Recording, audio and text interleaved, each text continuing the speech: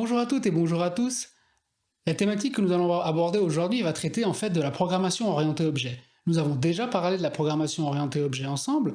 Nous avons vu que par exemple la programmation orientée objet nous permettait de mettre dans un seul concept abstrait qu'on appelait la classe différentes informations qu'on aurait mis normalement dans des variables différentes. Et on pouvait également mettre à l'intérieur d'une classe les méthodes qui se rapportent à la classe elle-même. Donc on va aller un peu plus loin aujourd'hui, on va faire un peu de programmation orientée objet avancée, dans le sens qu'on va pouvoir maintenant spécifier des relations entre des classes, donc on va pouvoir d'une classe à une autre passer de l'information pour éviter de devoir réécrire du code.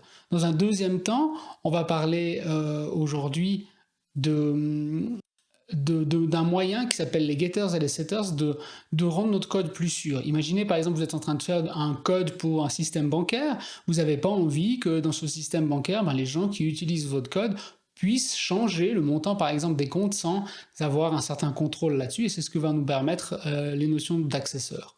Finalement, on va parler de classes abstraites et d'interfaces, ce qui va nous permettre dès la dernière thématique qui va être traitée la semaine prochaine, eh bien, de réaliser des interfaces graphiques, donc des programmes complets avec des fenêtres, des boutons sur lesquels on va pouvoir cliquer.